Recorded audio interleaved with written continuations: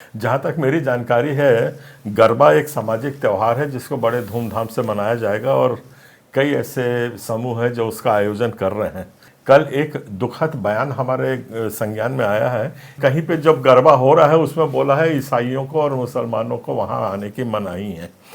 ईसाइयों के बारे में थोड़ा आपको बताना चाहता हूँ और अपने लोगों को भी, दर्शकों को बताना चाह रहा हूँ कि ईसाई धर्म में किसी और देवी देवता के सामने नाचने की सख्त मनाही है।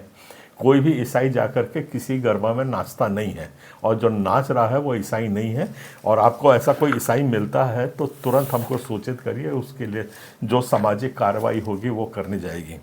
पर आपके इस स्टैंड के साथ हमें घोर आपत्ति है।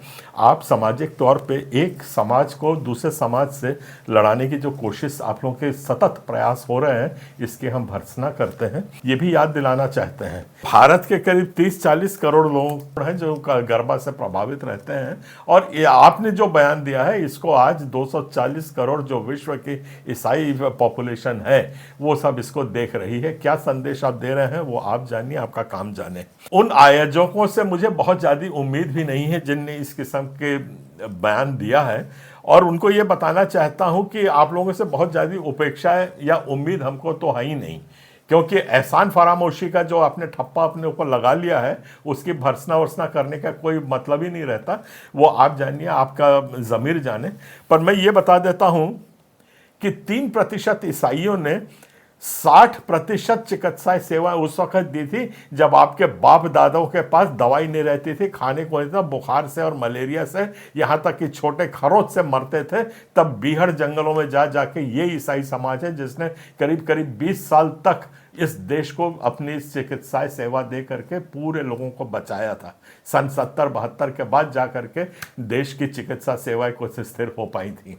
उसके बाद वैसे ही जो एजुकेशन सिस्टम था, जो शैक्षणिक प्रणाली थी, उसको भी पूरा संभाला था। 40% शिक्षण संस्थाएं ईसाई समाज ने आज़ाद होने के समय संभाली थी और इसका बदला आप ये दे रहे हैं कि ईसाई लोग आज गरबा में नहीं आएंगे। वो तो मैंने सफाई दे दी है, पर ये इस किस्म से जो आप लोगों की जो मानसिकता बनती जा रही है, लड़ाओ और राज करो, ये बहुत, इसकी हम भर्त्सना करते हैं। ये बहुत गलत काम हो रहा है, इससे देश नहीं जुड़ता है।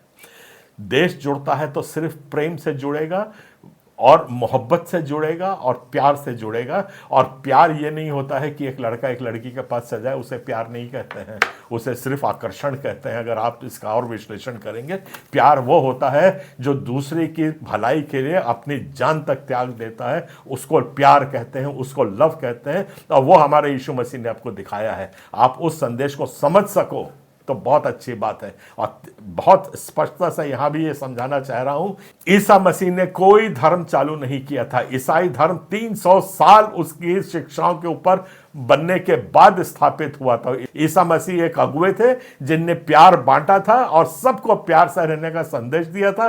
और आप जैसे लोगों को, उस वक्त के फरीसियों को अच्छा नहीं लगा, इसलिए उनको क्रूस की सजा दी और उन्हें हंसते हंसते अपने प्राणों को त्यागे थे। और वो फिर आएगा, ये मसीही विश्वास है। और ईसा मसीह के मरने के 300 साल के बाद ईसाई धर्म स्थापित हुआ था। तो ईसाई को आप जोड़िए कि गरबा में मत आओ, ये मत आओ, इससे हमारा कोई नुकसान नहीं कर रहे हैं। हम प्यार बांटते हैं, बांटते रहेंगे। ये बात जो है अगर आप लोगों को समझ आती है तो बहुत अच्छी बात है। सबको धन्यवाद। जय जोहार, जय छत्तीसगढ़।